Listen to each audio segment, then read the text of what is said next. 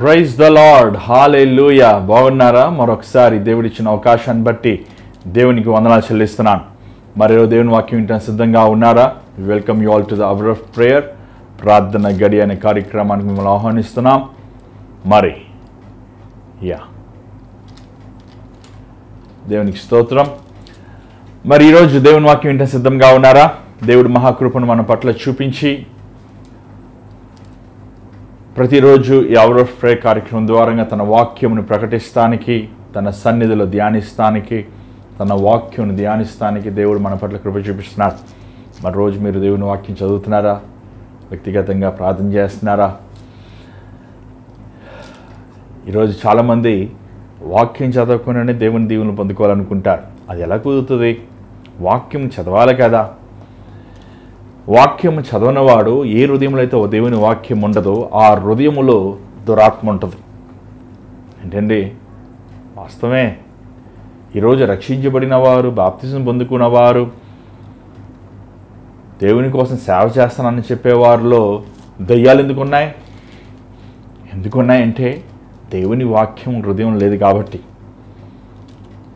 దేవుని వాక్యం మనం చదవాలి, మనం ధ్యానించాలి. దేవుని వాక్యం చదివినప్పుడు రెండు కార్యాలు జరుగుతాయి, ముఖ్యమైన కార్యాలు. ఒకటి, నీ హృదయం ఎంతో ఉల్లాసిస్తుంది, ఎంతో సమాధానంతో ఉంటావు. రెండోది, దేవుని వాగ్దానాల మీద, ప్రభు మీద నువ్వు విశ్వాసం కలిగి ఉంటావు.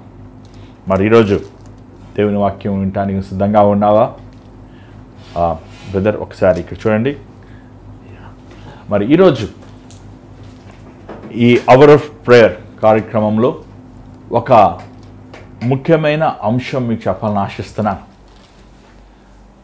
ఏంటంటారా? ఈ అవర్ ఆఫ్ ప్రేయర్ కార్యక్రమం మీకు ఎలా దీవెనకరంగా ఉంది? ఈ కార్యక్రమం ద్వారా మీరు ఏమేమి నేర్చుకుంటున్నారు? ఈ కార్యక్రమం మీకు ఉపయోగకరంగా ఉందా లేదా అనే సంగతులు మాకు తెలియపరచండి. మరి 2001 మే నెల నుంచి ఈ కార్యక్రమాలు కొనసాగిస్తున్నాం. మరి అప్పుడు స్టార్ట్ చేసాం, సెకండ్ వేవ్ కోవిడ్ అప్పుడు. దేవుని కృప బట్టి కొనసాగుతున్నాయి. మరి ఎంతకాలం కొనసాగించాలో మాకు తెలియదు, కానీ ఈ కార్యక్రమము దేవుడు ఎంతవరకు పరిమితం చేస్తాడో, ఎంతకాలం పరిమితం చేస్తాడో నాకు తెలియలేదు. ఎందుకంటే చాలా ప్రాంతాలకు వెళ్ళే సువార్త పరిచర్య నేను చేయాలి. సో అవకాశం ఉన్నప్పుడు మనం ఉపయోగించుకుందాం. కానీ ఎంతో భారంతో, ఎంతో ప్రయాసంతో రోజు వాక్యం మీద తీసుకొస్తున్నాం. కానీ మీకు ఎలా ఉపయోగకరంగా ఉంటుంది? మీరు ఏమైనా నేర్చుకుంటున్నారా? మీ జీవితంలో ఏమైనా దేవుని వాక్యము వినటం ద్వారా మీ జీవితం ఎలాంటి మార్పు ఏమైనా కలుగుతుందా అనే సంగతులు మాకు తెలియపరచండి. మరి ఈరోజు యాకోబు గ్రంథం 5వ అధ్యాయము 7వ వచనం నుంచి మనం చూద్దాం. మరి దానికి ముందు చిన్న ప్రార్థన. పరిశుద్ధమైన తండ్రి, దయగల ప్రభువా, మరొకసారి నీ పాసనలోకి వస్తున్నాం. ఇంతవరకు నువ్వు కృప చూపించి, కనికరించి, నీ మాటలు వినటానికి ఇచ్చిన సమయాన్ని బట్టి వందనములు. అపవాది క్రియలు లయపరచండి, నన్ను నీ సులువు చోట మరుగుపరచండి. నీ చిత్తము, నీ ఉద్దేశములు ఈ కార్యక్రమం అవర్ ఆఫ్ ప్రేయర్ కార్యక్రమం ద్వారా నెరవేర్చమని యేసునామములో అడుగుచున్నాం తండ్రి, ఆమేన్. యాకోబు గ్రంథం 5వ అధ్యాయం 7వ వచనం సో చూద్దాం. దయచేసి మీ బైబిల్ మీరు చూడండి, మాతో పాటు కలిసి చదవండి బ్రదర్. సహోదరులారా, ప్రభు రాకడ వరకు ఓపిక కలిగి ఉండేది. చూడుడి, వ్యవసాయకుడు తొలకరి వర్షములను, కడవరి వర్షమును సమకూడు వరకు విలువైన భూఫలము నిమిత్తము ఓపికతో కాచుకొనుచు దాని కొరకు కనిపెట్టును కదా. ప్రభు రాకడ సమీపించుచున్నది కనుక మీరును ఓపిక కలిగి ఉండేది, మీ హృదయములను సిద్ధపరచుకొనిడి. చాలు. మరి సహోదరు కూడా ఓపిక లేనట్టుంది, త్వర చదివేశారు ఆయన. ఏమండి, ఓపిక, సహనం అనేది ఈరోజు ఒక చాలా కరువైన గుణం అని చెప్పచ్చు. సహనము ఎవరికి లేదండి. ఈరోజు మనం బయటికి వెళ్తే ఇన్స్టెంట్ కాఫీ కావాలి, ఇన్స్టెంట్ ఫుడ్ కావాలి, ఇన్స్టెంట్గా త్వరగా అయిపోవాలి, ఫట్ అని ముగించేసేయాలి. ఏమండి, కానీ ఈరోజు మన జీవితం మనం గమనించినట్లయితే త్వరపడి మనము చేసినవి, త్వరపడి మనం సంపాదించుకునేవి, త్వరపడి మనము మన జీవితంలో చేసిన తీర్మానాలు, దానివల్ల మనం ఎంతో బాధపడుతున్నాం. ఒక తమ్ముడు చెప్పాడు, అయినా నేను ఒక 3 లక్షల రూపాయలు షేర్ మార్కెట్లో పెట్టాను, ఎందుకయ్యా 3 లక్షల రూపాయలు షేర్ మార్కెట్ పెట్టి, నీ జీతమే 20,000 రూపాయలు కదా అంటే, మా ఆఫీస్ బయట ఒక ఆయన వచ్చి, నువ్వు పెట్టండి, మీరు పెడితే 3 లక్షలు 6 లక్షలు అవుతుంది, 6 లక్షలు 9 లక్షలు అవుతుంది, 9 లక్షలు 12 లక్షలు అయిపోతుంది సంవత్సరం లోపల అన్నారన్న. ఆ మాటలు నమ్మేసి నేను అప్పు చేసి పెట్టాను. ఇప్పుడు ఏమైంది? ఉన్న 3 లక్షలు పోయింది. అది కాక మరలా అధికంగా వడ్డీ అప్పు వేరే ఉండిపోయింది. కంగారు పడుతుంటారు. చూడండి, దేవుని వాక్యములు, ముఖ్యంగా పరిశుద్ధాత్మ ఆత్మ ఫలములో ఒక ఫలం ఏంటంటే సహనం కావాలి. కొన్నిసార్లు ఏమండి, ఎలుక పిల్లలు కంటం చూసారంటే ఎన్ని పిల్లలు ఉంటాయో, కానీ సింహము లేకపోతే ఏనుగా అది ఒక పిల్లని కంటానికి కనీసం 2 సంవత్సరాలు తీసుకుంటుంది ఒక ఏనుగ. ఈరోజు చాలామంది మన జీవితంలో దేవుని విషయంలో మనకి సహనం లేదు. అడిగిన వెంటనే పొందుకోవాలి, ఆశించిన వెంటనే నాకు దొరకాలి. అలా దొరకకపోతే వారు కోప్పడిపోతాం, బాధపడిపోతాం, లేకపోతే విచారిస్తున్నాము, దేవుని వాగ్దానములు సందేహిస్తాం అనేది మనం చూస్తున్నాం. కానీ ఇక్కడ యాకోబు దేని గురించి సహనం అంటున్నాడు? దేవుని రాకడ గురించి. ఏమండి, మనం సహనముగా ఉండాలి. దేవుని రాకడ వచ్చే వరకు మనం సహనముగా ఉండాలి. Second coming. ఏమండి, ఈరోజు రాకడ గురించి ప్రసంగాలు చెప్తుంటే చాలామంది మొహాలు పెట్టుకుంటారంటే, ఊరుకున్న చిన్నప్పటి నుంచి వింటున్నాం మేము దేవుని రాకడ. ఏది? ఎక్కడున్నాడైనా? ఏమండి, దేవుని రాకడ మనల్కి దేవుడేమో ఆలస్యం చేస్తలే, దేవుడు తలుపేద్దే ఉన్నాడు, మనమే సిద్ధమగా లేము. కానీ ఈ లోక జీవిత యాత్రలో మనం కొనసాగించే వరకు మనం సహనముతో, ఓర్పుతో మన విశ్వాస జీవితమును మనం కాపాడుకోవాలి. ఎంతవరకు నువ్వు సహనంగా ఉండాలి? దేవుని రాకడ వచ్చే వరకు నువ్వు సహనంగా ఉండాలి. అంతవరకు నువ్వు ప్రేమించాలి. అంతవరకు నిన్ను దూషించువారిని, నిన్ను అపహాసించువారిని, నిన్ను చులకనగా హేళనగా చూచువారిని, నిన్ను అవమానించిన వారిని, నిన్ను దుఃఖపెట్టిన వారిని సహించాలి, ఓర్చుకోవాలి. ఓర్పు, సహనం అనేది దేవుడు తన బిడ్డల జీవితంలో పరిస్థితుల ద్వారా కలుగుతుందండి. సహనము అది కొట్లు దొరికేది కాదు. అది నువ్వు ఎంతగా శ్రమ ద్వారంగా, బాధ ద్వారంగా సహిస్తావు, భరిస్తావు, ఓర్చుకుంటావు, నువ్వు అంత విలువైన వాడుగా తీర్చిదిద్దబడతావు.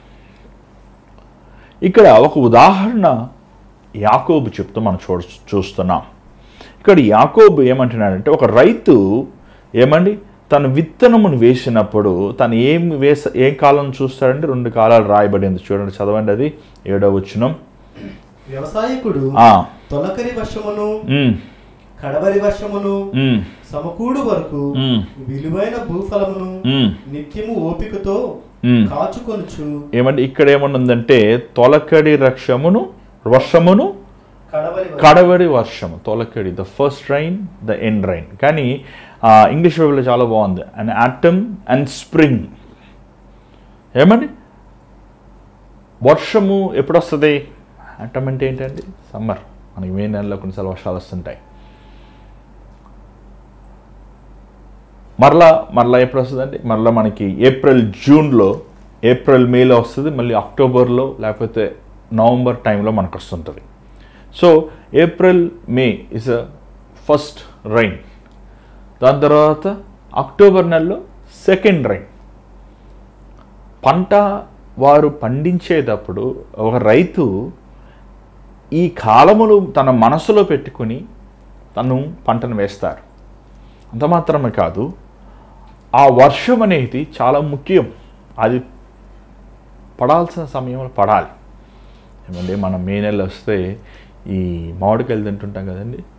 మన న్యూజివీడు ప్రాంతంలో ఈ బంగంపల్లి మామిడికాయలు చాలా బాగుంటాయి, రుచికరంగా ఉంటాయి.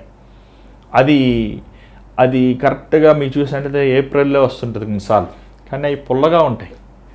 ఏంటన్నా ఇలా కరెక్ట్గా ఇలా చెప్తున్నారంటారా? ఒకరు చెప్తే నేను విన్నానండి. అది వర్షాలు పడ్డాక ఆ ఫలము ఎంతో తీయగా ఉంటుంది.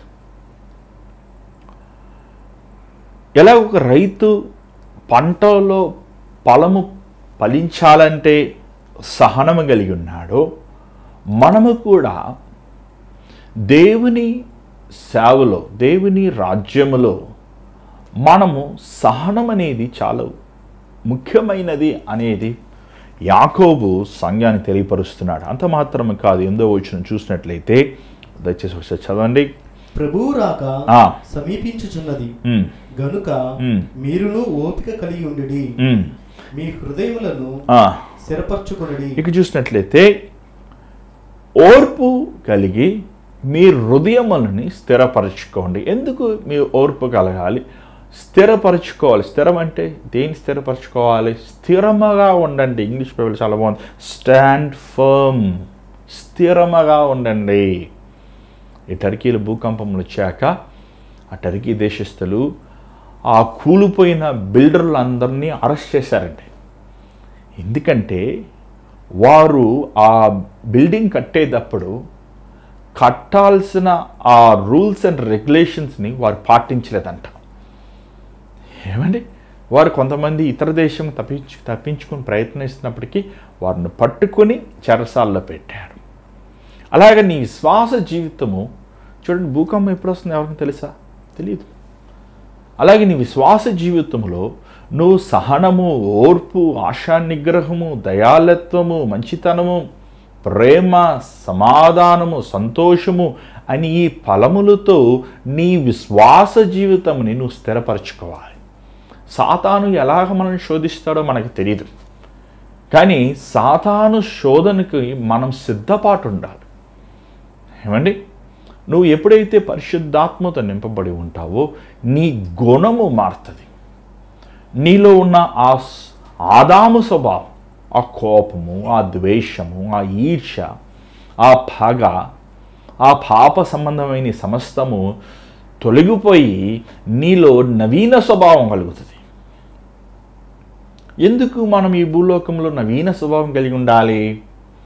ఎందుకంటే ఎవరైతే యేసు ప్రభు రక్తము ద్వారా కడగబడి రక్షించబడి క్రీస్తు కోసం శోధనలు, బాధలు, అవమానములు సహిస్తూ అంతము వరకు నమ్మకముగా ఉంటారో వారు ప్రభు రాజ్యం ఎత్తబడుతుంటారు. యేసుప్రభు ఒక ఉపమానం మనం చెప్తామని వింటున్నాం. బుద్ధిగల కన్నికలు, బుద్ధిలేని కన్నికలు. బుద్ధిగల కన్నికలు, బుద్ధిలేని కన్నికలు 10 మంది వారు పెళ్లి కుమారుడి యందు విశ్వసించారు కాబట్టి వారు ప్రాంతం నుంచి బయలుదేరి వచ్చారు. కానీ బుద్ధిగల కన్నికలు పెళ్లి కుమారుడు వచ్చినప్పుడు వారి దివిటిల్లో నూనె ఉంది, అంటే సిద్ధపాటు ఉన్నారు కాబట్టి, వారు సిద్ధపడి ఉన్నారు కాబట్టి పెళ్లి కుమారుడు వారిని స్వీకరించారు. బుద్ధిలేని కన్నికలు వారిలో నూనె దేనికి సాదృశ్యం కదండి? పరిశుద్ధాత్మకు సాదృశ్యంగా ఉంది. దేవుడు నివసించే హృదయముకి సాదృశ్యము ఉంది. వారి దివిటిల్లో నూనె లేదు కాబట్టి వారు విడిచిపెట్టబడ్డారు. పరిశుద్ధాత్ముడు ఉన్న వ్యక్తి, పరిశుద్ధాత్మతో నింపబడిన వ్యక్తి దేవుని వాక్యానుసారంగా జీవిస్తాడు. పరిశుద్ధాత్మతో నింపబడిన ఒక సహోదరి దేవుని ఎదుట వారు యథార్థంగా ఉంటారు. దేవుని గుణగుణాలు కలిగి ఉంటారు. చాలాసార్లు మనము కన్ఫ్యూజ్ అయిపోతుంటామండి. వరములు వేరు, ఫలములు వేరు. నేను ప్రవచించవచ్చు, నేను స్వస్థత వరం కలిగి ఉండొచ్చు, నేను దయ్యములలో కొట్టచ్చు, నేను భాషలో మాట్లాడచ్చు, నేను భాషలకి అర్థం చెప్పచ్చు. కానీ నాలో ఫలములు లేకపోతే ఏమంటే నేను వెద్దుని, నేను దేవుని రాజ్యానికి వెళ్ళను. వరములు ఉన్న మాత్రమున నువ్వు పరలోకానికి వెళ్తానమంటాము వెరితనము. మన జీవితముని ఎప్పుడైతే దేవుని వాక్యముతో రోజు చదువుకుంటున్నామో, ఎప్పుడైతే ప్రభువు వాక్యమును నువ్వు ధ్యానించగలుగుతున్నావో, నీ హృదయములో ఉన్న గుంట నక్కలు, నీ హృదయములో ఉన్న అవిధేయతలు, నీ హృదయములో ఉన్న తిరుగుబాటు స్వభావం, నీ హృదయములో ఉన్న అపేక్షత సమస్తము దేవుని వాక్యము మనం శుద్ధి చేస్తుంటుంది అంటూ 9వ వచనం చూడండి. సహోదరులారా, మీరు తీర్పు పొందకుండా నిమిత్తము ఒకరి మీద ఒకడు సలుక్కొనుకుడి. ఏమండి, ఇక్కడ చూసినట్లయితే చాలా మంది ఏమంటారు తెలుసా, నేను దేవునితో సరిగా ఉన్నానండి, పక్కోడి సంగతి నాకు అవసరం లేదు. అది ఎట్లా కుదురుతుంది? నువ్వు దేవుని ప్రేమించేవాడు అయితే నీ పొరుగువాడిని ప్రేమిస్తావు. ఆజ్ఞలు ఆజ్ఞలు 2 ఆజ్ఞలు ఏంటండి? ఉత్తమైన ఆజ్ఞలు, నీ దేవుడిని యెహోవా నీ పూర్ణమైన హృదయంతో, నీ పూర్ణమైన ఆత్మతో, నీ పూర్ణమైన శక్తితో నువ్వు ప్రేమించు, నీ పొరుగువాడిని నిన్ను వలె ప్రేమించు. నువ్వు దేవుణ్ణి ప్రేమించినప్పుడు నీ పొరుగువాడిని క్షమిస్తావు. నువ్వు దేవునిని ప్రేమించినప్పుడు నీ పొరుగువాడి కోసం నువ్వు త్యాగం చేస్తావు.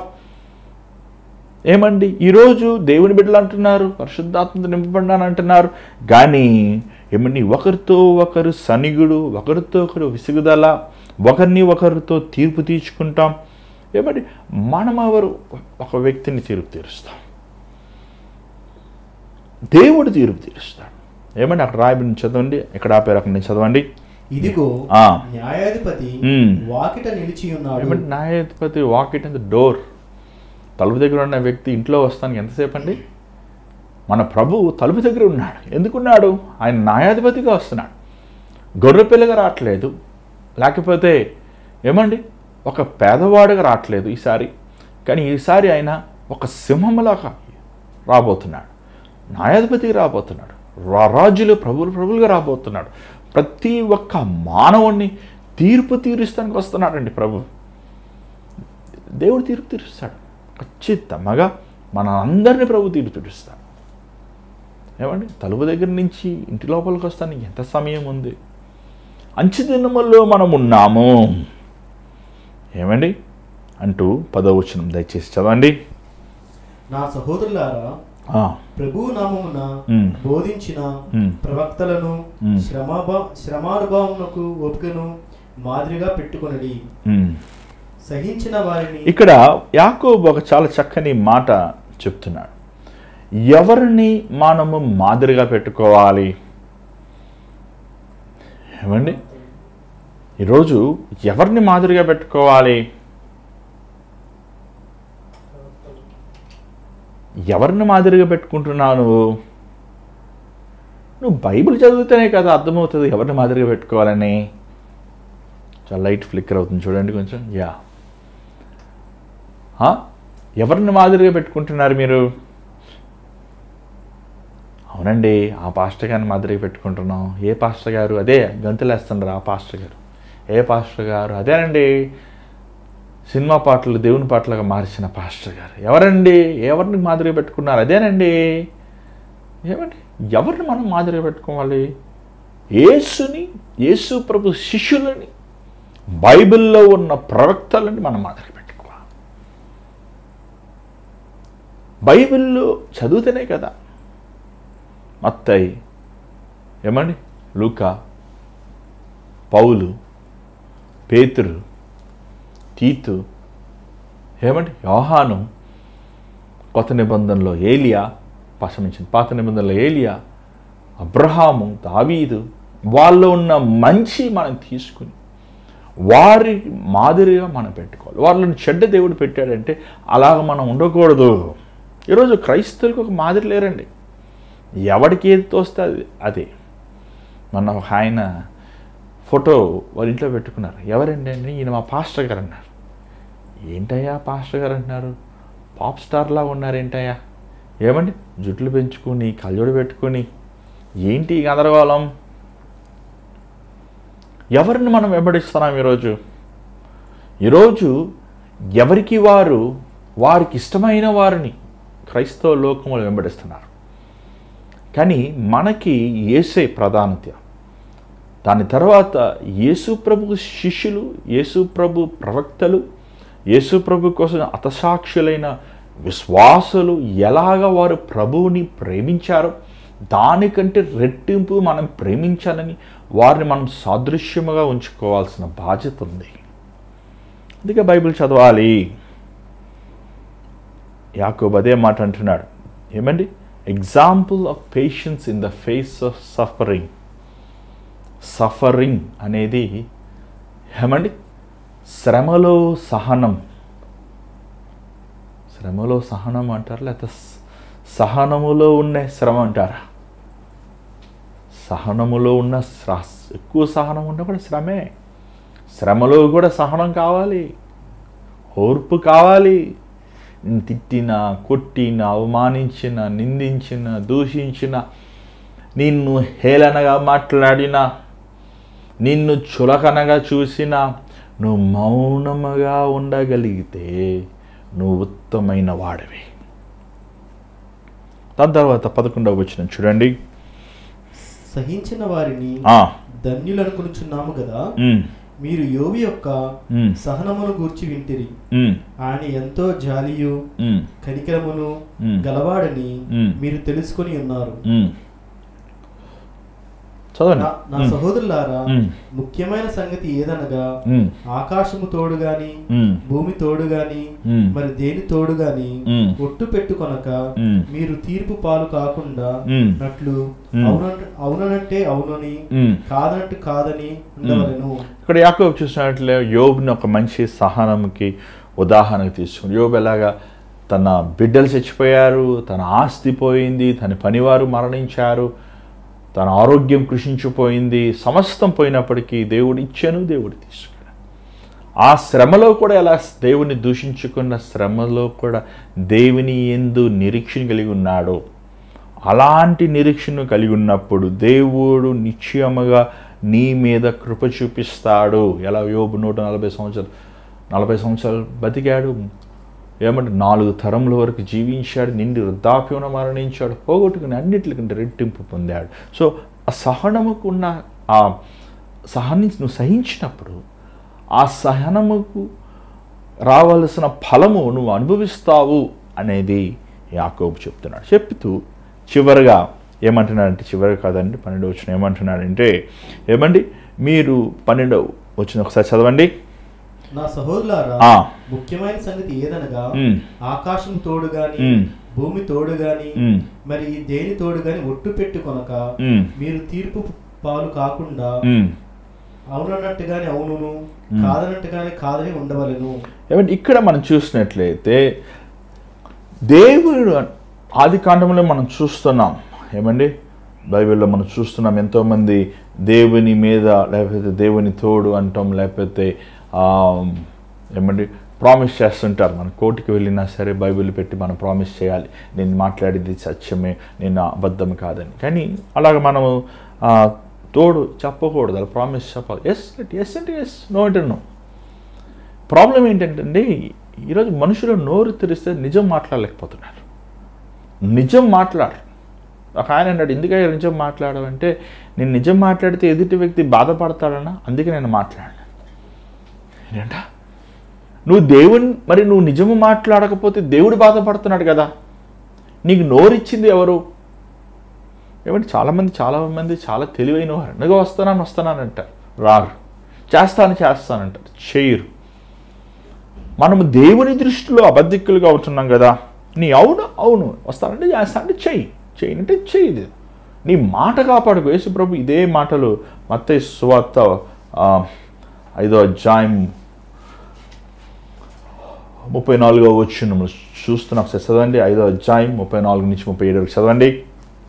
నేను మీతో చెప్పిందేమనగా, ఎంత మాత్రమును ఒట్టు పెట్టుకొనవద్దు, ఆకాశము తోడనవద్దు, అది దేవుని సింహాసనము, భూమి తోడనవద్దు, అది ఆయన పాదపీఠము, యెరూషలేము తోడనవద్దు, అది మహారాజు పట్టణము, నీ తల తోడని ఒట్టు పెట్టుకొనవద్దు, నీవు ఒక వెంట్రుకనైనను తెలుపుగా గాని నలుపుగా గాని చెయ్యలేవు, నీ మాటలు అవునంటే అవును కాదంటే కాదని ఉండవలెను, వీటికి మించినది దుష్టుని నుండి పుట్టినది. ఏమంటే చూసినట్లయితే ఎంత స్పష్టంగా దేవుడు చెప్తున్నాడు, అవునంటే అవును కాదంటే కాదు. ఒట్టు పెట్టుకోవద్దు. ఒకవేళ ఒట్టు పెట్టుకుంటే ఏమవుతుందో తెలుసా, దేవుడిని లెక్క చెప్పాలి. ఏమండి చాలామంది పిల్లలు ఆడుకున్నాడు, మదర్ ప్రామిస్, ఫాదర్ ప్రామిస్ అంటుంటారు, బైబిల్ మీద ప్రామిస్, జీసస్ మీద ప్రామిస్ అంటుంటారు. ఇంకా భార్య భర్తలు అయ్యాక వీళ్ళు చాలా తెలివైన వాళ్ళు. ఏమండి ఆ భర్త ఏమంటాడు, అమ్మ పిల్లల మీద ఒట్టమ్మా, నీ మీద ఒట్టమ్మా అంటారు. భార్యలు కొంతమంది అంటే పిల్లల మీద ఒట్టండి అంటే నిజం చెప్తున్నానండి అంటుంటాడు. ఇది కరెక్ట్ కాదు. నీ నోటితో నిజమే మాట్లాడు, ఇదేనండి సత్యం, దేవుడు చూస్తున్నాడని చెప్పు. అబద్ధం ఆడతలేదు, దేవుడు చూస్తున్నాడని చెప్పలేదు. నీకు అంతా ఒకవేళ వారు నేను అంతా సందేహిస్తే, అసలు ఎందుకు నువ్వు అంత సందేహించే రీతిగా నువ్వు బతకాల్సి వచ్చింది? నువ్వు మొదటి రోజు నుంచి సత్యం మాట్లాడితే వారు నేను అనుమానించరు కదా. నువ్వు అబద్ధమును మాట్లాడి మళ్ళీ మధ్యలో సత్యమును కలిపితే వాళ్ళకి అది సత్యమా అబద్ధమా అని కలవరంతో ఉన్నారు కదా. అవును కాదంటే కాదు, మాట ఇస్తే తప్పద్దు, చేస్తానంటే చెయ్యి, చేయనంటే చెయ్యొద్దు. ఏమండి, వస్తానంటే వస్తానని చెప్పు, రానంటే రాను. ఈరోజు మనుషులు నాలిక శుద్ధి చేయబడి, నాలుకలో తాసుపాము. ఏమంటే కొంతమంది నాలుకలో నాగపాము ఉంటుంది, తాసుపాము ఉంటుంది, విషం. ఆ అబద్ధములు ఆడుతుంటాం, కుయుక్తిగా మాట్లాడుతాం, తంత్రబుద్ధిగా మాట్లాడతాం. వాడితో ఎలాగ ఈ మాట అనిపించాలి, వాడితో ఎలాగ ఈ మాటలు పలికించాలి అని ఆలోచనలతో, వంచే స్వభావంతో, మోసగించే బుద్ధితో మాట్లాడుతుంటారు చాలామంది. సో అలాంటి వారు దేవుడికి ఇష్టం అంటారండి, చాలా అసహించుకుంటాడు దేవుడు అంటే వారు. యథార్థంగా ఉండాలి మనం. ఎందుకంటే దేవుడు మన నాలుకనుగా చూసేది, మన నాలుక వెనకాల ఉన్న మన మనసును చూస్తాడు ఆయన. సమస్తం తెలుసు ఆయనకి. ఆయన ఎదుట ఏది దాయబడతాడు? మన హృదయం ఆయన ఎదుట నగ్నముగా ఉంది. మన హృదయం ప్రభు ఎదుట. నీ హృదయంలో ఉన్న ప్రతి తలంపులో ఆలోచన ప్రభు తెలుసు. మనం గుర్తు చేసుకోవాలి, ఇది ఎప్పుడు జ్ఞాపకం ఉంచుకోవాలి. ఈ విషయాన్ని మనం ఎప్పుడు మర్చిపోకూడదు. యాకోబు నిజంగా కొన్ని సహనం గురించి మాట్లాడాడు, దేవుని రాకడి రాజ్యం గురించి మాట్లాడాడు, పక్కవాడు తీర్పు విషయం మాట్లాడాడు, పొరుగువాడిని ప్రేమించే విషయం మాట్లాడాడు, శ్రమలో సహిస్తున్న విషయం ఒకటి మనం బోధించాడు, ఒట్టు వేయకూడదని చెప్పాడు. ఒట్టి నీ మాటలు జాగ్రత్తగా ఉండాలి, లేకపోతే దానికి నువ్వు దేవునికి లెక్క చెప్పాలని విషయాలు 7 నుంచి 12 వచనములు ఇంత సారం చెప్పాడండి. ఏమండి, ఎంత అనుభవమైన బోధకుడు, చక్కగా షార్ట్ అండ్ స్వీట్గా చెప్పేశారు. మనం చాలాసార్లు చదివాం, కానీ అసలు ఈ 5 వచనముల్లో ఇంత సారం ఉందని ఇంకా చెప్పాలి. ఇంకా చాలా రిఫరెన్స్లు నేను చెప్పలేదు, ఎందుకంటే మీకు ఓపిక లేదు, మీరంతా వినటానికి ఇష్టపడతలేదని చెప్పి మితముగానే వాక్యం మీకు బోధిస్తున్నాం. కానీ మనం వాక్యముని వినాలి, వాక్యముని ధ్యానించాలి, వాక్యం మెమరీ వేయాలి. ఎంతగా దేవుని వాక్యము నీ హృదయములు ఉంటుందో అంతగా నువ్వు పాపముని జయించగలుగుతావు. ఏమంటే కీర్తనలో 119లో ఒక వాక్యం మనం చూద్దాం ఒకసారి. అది చూసుకుని 119 కీర్తనలో 119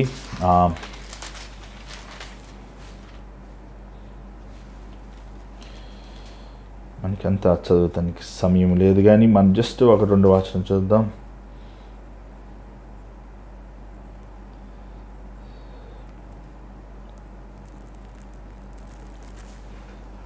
తొమ్మిదవ వచనం చదవండి. 9 చదవండి, లేకపోతే 11 చదివేయండి, టైం మనకి కలిసి వస్తుంది. 11 ఎదుట నేను పాపము చేయకుండానట్లు నా హృదయములో నీ వాక్యం ఉంచుకొని ఉన్నాను. ఏమండి, నేను నీ ఎదుట పాపము చేయకున్నట్లు నా హృదయములో ఏ వాక్యం? దేవుని వాక్యం ఉంచుకొని ఉన్నాను అని కీర్తనదారుడు. ఏమండి, 119 కీర్తన ఒకళ్ళు రాసింది కాదు, చాలామంది రాసింది. సో అక్కడ చూసినట్లయితే అక్కడ కీర్తనదారు అంటున్నాడు, ఏమంటున్నాడంటే, దేవా నేను నా హృదయములో నేను పాపము చేయకుండా ఉండాలంటే నీ వాక్యమును నా హృదయంలో దాచుకున్నాను. చూడు, వాక్యానికి మనం ప్రాధాన్యత ఇవ్వాలి, చదవాలి, ధ్యానించాలి, మెమరీ వేయాలి. ఏమన్నా మన పిల్లకాయలు మొట్టకాయలకు చదువురా అంటాం. 10 సంవత్సరాలు చదువుతాడు, 12 సంవత్సరాలు చదువుతాడు, 16 సంవత్సరాలు, కొంతమంది 20 సంవత్సరాలు చదువుతారు. చదివేకి ఏంట్రా అంటే ఏంటంటారు చెప్పండి? ఒక సరైన క్యారెక్టర్ ఉందా, ఒక గుణం ఉందా? ఉద్యోగం సంపాదించుకుంటాడు, కానీ లంచాలు తీసుకుంటారు, మోసాలు చేస్తారు, అన్యాయం చేస్తారు, దౌర్జన్యం చేస్తారు. ఏం ప్రయోజనం? నీ చదివిన చదువు నీ ప్రవక్తన మార్చకపోతే ఏం ప్రయోజనం చెప్పు? చదివిన చదువుని నీ బ్రతుకును మార్చాలి కదా, గుణమును మార్చాలి కదా. కుయుక్తి, తంత్రం, మోసం నేర్పిస్తే అదేమి చదువు అండి. కానీ దేవుని వాక్యమును చదివినప్పుడు అది నిన్ను శుద్ధి చేసేది, నీ గుణమును మార్చేది, నీ వ్యసనముల నుంచి విడుదల ఇచ్చేది. నీ పాప జీవితం నుంచి నేను రక్షించేది, నిన్ను లోతైన ప్రభువులో నేను స్థిరపరిచేది, విశ్వాసంలో నేను స్థిరపరిచేది. దేవుని వాక్యంలో మనం చదవాలి. యాకోబు ఎంత చక్కగా యోబు గురించి మాట్లాడుతూ మనం చూస్తున్నాం, ప్రభు రాకడ గురించి మాట్లాడుతూ మనం చూస్తున్నాం, తీర్పు విషయం మాట్లాడుతూ చూస్తున్నాం, ప్రేమ విషయం మాట్లాడుతూ చూస్తున్నాం. అంటే ఎంతగా తను దేవుని వాక్యముని ధ్యానించాడు. సహాయించి మా మాటలు, మా ప్రవర్తన, మా క్రియలు, మా ఆలోచనలు నీకు ఇష్టపూర్వకంగా మేము జీవించడానికి, నడుస్తానికి కృప చూపించు. ఈరోజు ఈ కార్యక్రమం ఏంటి, నీ బిడ్డలను దర్శించు. నీ చిత్తమైతే మరలా రేపు కలుసుకుంటానికి కృప చూపించమని యేసు నామములో అడుగుచున్నాం తండ్రి, ఆమేన్. మరి ఈరోజు దేవుడి మీతో మాట్లాడుతుంటే మాకు తెలియపరచండి. మీ ప్రార్థన అవసరతలు స్క్రీన్ మీద కనబడుతున్న నెంబర్కి మీరు వాట్సాప్, వాయిస్ మెయిల్, కాల్ మీరు చేయొచ్చు. మీకోసం మేము ప్రార్థిస్తాం, సిద్ధంగా ఉన్నాం. అంత మాత్రం కాదు, ఈ భారమైన పరిచర్లో దేవుడు మిమ్మల్ని ప్రేరేపిస్తే మీ విరాళం పంపించవచ్చు. Google pay, PhonePe account numbers ద్వారంగా ఈ పరిచర్లో మీరు పాలు పొందవచ్చు. దేవుని చేత మీద రేపు కలుసుకుందాం. అంతే. God bless you.